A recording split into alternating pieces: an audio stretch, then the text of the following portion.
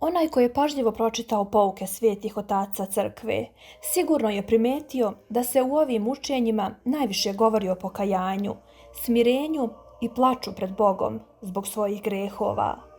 Oci su u tome tako mnogo pisali da se gotovo na svakoj stranici u knjigama svetih otaca može naći slična pouka. Međutim, ma kako čudno to bilo, hrišćani najviše zanemaruju, unakažavaju i narušavaju upravo ovo učenje, ovaj najvažniji zakon duhovnog života. I to nije slučajno.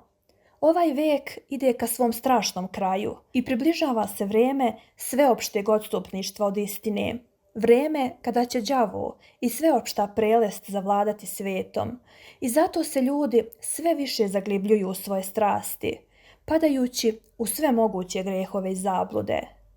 Prva pak bolest veka ovog jeste gordost i baš ona najviše podiže svoju glavu.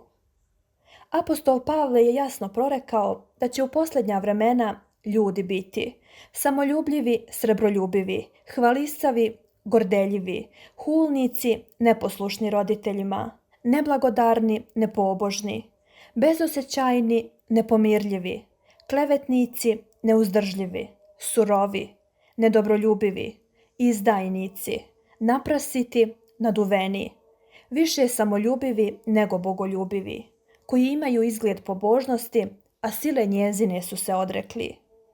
I već sada svaki duhovnik koji se trudi da pomogne vernicima, koji dolaze kod njega da bi iscelili svoje duševne bolesti, zna kako je to danas složen posao, kako su se ove bolesti duboko uvukle u ljudske duše, kako su svi od najmanjeg do najvećeg obuzeti bezumnom gordošću, sujetom i samoljubljem, kako su govorljivi, oholi, uvredljivi, kako su svi svojevoljni, nepokorni, neposlušni i nepoverljivi. A ovo je najteže u duhovnom životu. Sada već rijetko ko veruje svojim nastavnicima, svako više sluša svoj razum. Ljudi se duhovnicima obraćaju samo prividno, zato što je to uobičajeno, a u stvari se u svemu oslanjaju na sebe. Uopšte, vrlo je žalosna slika današnjeg duhovnog života, iako bi je video neko od drevnih otaca svojim očišćenim pogledom, verovatno ne bi izdržao ovakav prizor i gorko bi zaridao zbog naših duša. Tako je Pahomiju Velikom, koji je živeo još u 4. veku, od Boga bilo dato viđenje o tome kako će živjeti posljednji monasi. Posle toga on je dugo plakao, patio i odbijao da jede. Međutim, mi smo se toliko navikli na ovu situaciju da uopšte ni ne vidimo svoju nesreću. Mnoge strasti se danas tako otvoreno šire u hrišćanskoj sredini, prema njima se ljudi odnose kao prema krajnje nevinim, pa čak i zabavnim crtama karaktera. Niko ih se ne užasava, ne sprečava ih, mada mnogi od ovih nestašluka direktno ubijaju dušu i seju duhovnu smrt oko onog koji ispoljava datu strast i njome zaražava druge. I tako jadnog stanja, zbog napuštanja pravilnog učenja otaca crkve, zbog odsustva iskusnog i pažljivog pastirskog nadzora nad vernicima, dešava se pogibeljno odstupanje od spasonosnog puta. I to se naravno pre svega ogleda u tome da hrišćani gube ili ne nalaze istinski duh pokajanja, pravilan pogled na svoju grehovnost, na svoj pad. Prostije rečeno, ne znamo ko smo mi zaista, u kakvom smo odnosu prema Bogu, kakvi smo pred njim, kolika je njegova veličina i kakva je naša grehovna rugoba. Ovo znanje daje pravoslavlje. Sama ova sveta reč već mnogo govori.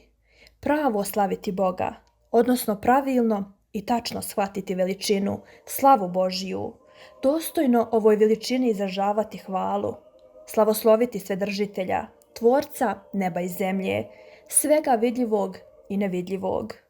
Međutim, ovo znanje je neraskidivo povezano sa pravilnim i tačnim shvatanjem našeg sopstvenog pada, ništavila i nedostojnosti i da sa strahom izgovaramo ime Božije. Neprestano veličanje Boga i neprestano smirivanje sebe, to je pravoslavlje. Naša gordost, naš gordi razum će, ako ne počnemo odmah da ga obuzdavamo i gazimo, kao što arhangel Mihajlo na ikonama gazi zmiju satanu, po rečima svetog Teofana Zatvornika, obavezno pokušati da unakazi ovaj pravilni pogled na sebe i da nam predstavi naš pad kao ne tako dubok, a naše dobre osobine mnogo lepšim i pouzdanijim nego što one stvarno jesu. Otuda i proističe odvratna izvitoperenost duhovnog vida. Naše duhovno oko se pomračuje, a u duši nastaje pakleni bezdan. Koliko je nesreće ovo donelo?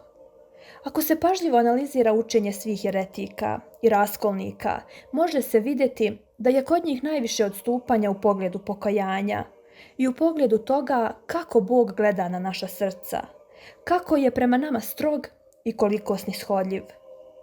Tako rimokatolici misle da se spasu samo spoljašnjim dobrim delima, bez očišćenja dubina srca.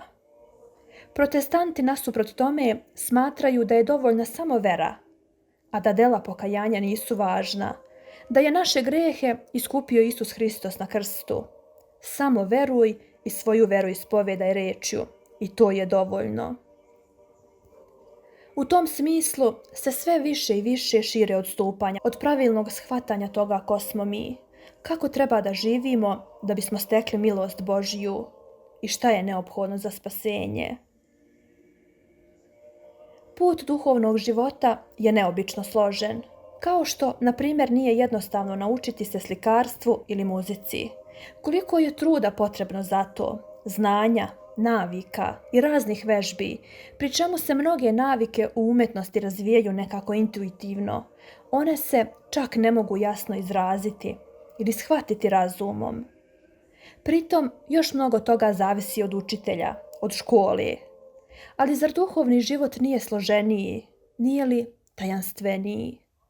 Ovdje je velika tajna, ovdje je gotovo sve nevidljivo. Pa to je nauka nad naukama i umetnost nad umetnostima.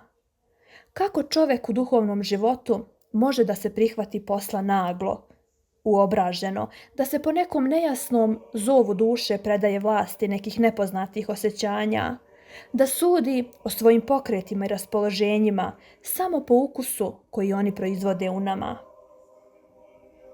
U duhovnom životu su i opasnosti mnogo užasnije. Ovdje se ne može izgubiti ugled i imovina, kao u bavljenju umetnošću. Ovdje se gubi život i večnost.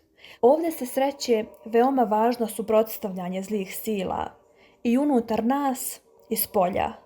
Ovdje onoga ko ide na putu sreću pokvarenost neprijatelja, lukavstvo za lukavstvom, zamka za zamkom. I eto bolne slike. Veliko je mnoštvo prelešćenih hrišćana. Mnogi od njih silaze sa uma, čine strašne postupke, propovedaju nebuloze. To je zato što su ljudi danas počeli da izvitoperavaju i zaboravljaju istinsko svetotačko pravoslavno i smireno učenje, te se ovakve obmane danas prihvataju kao normalne duhovne pojave. Čak se i raznorazni zanosi, lažno revnovanje i fanatizmi zasnovane na takvoj samoobmani prihvataju kao delovanje blagodati i smatraju za plod preporoda vere početak novoga doba. Arhimandrit Lazar Abašidze